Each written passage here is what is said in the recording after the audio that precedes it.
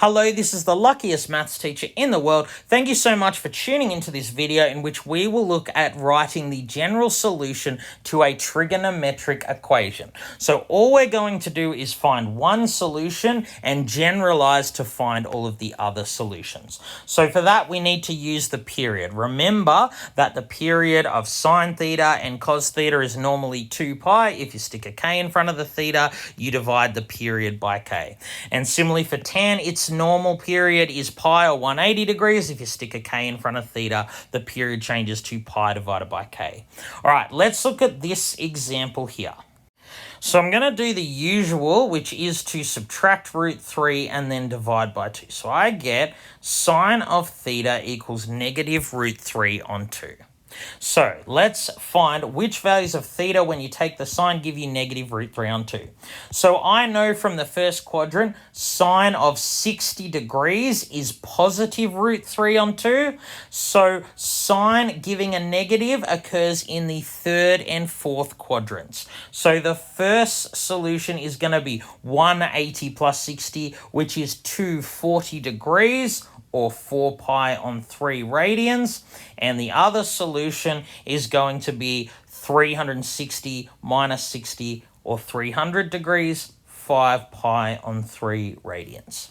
So these are the two solutions between 0 and 2 pi, but I didn't say in this that I only wanted solutions between 0 and 2 pi. I want all of them.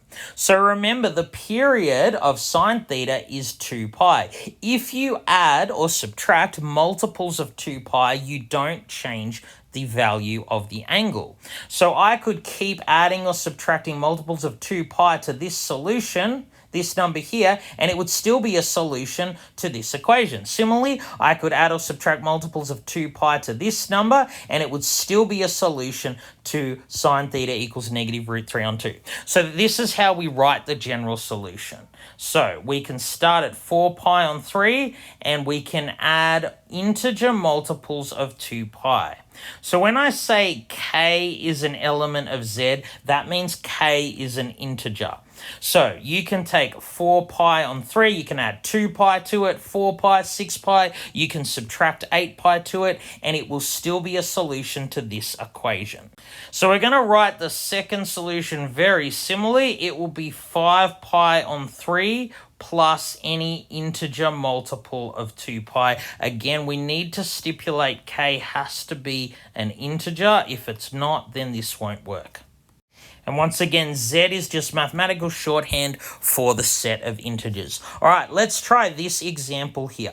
So we're going to start off by doing the usual. I'm going to multiply each side by 4. So then if I want to find what theta is, I need to take tan inverse of 4. So tan inverse of 4, my calculator tells me is about 76 degrees. I'll do this one in degrees. So that means theta will be 76 divided 2, which is 38 degrees. But if tan of 76 equals 4, tan of 180 plus 76, which is 256, will also equal 4. So 2 theta equals 256 and theta equals 128 degrees is also a solution.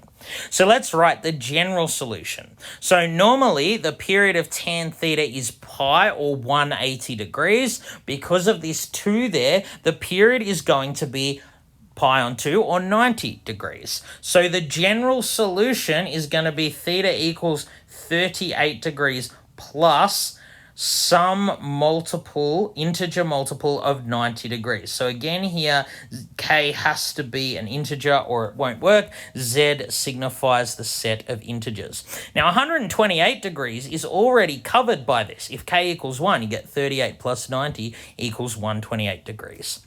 So 38 plus any multiple of 90 degrees will also be a solution to this equation up here. All right, thank you so much for tuning into this video. This has been the luckiest maths teacher in the world. Have a great day.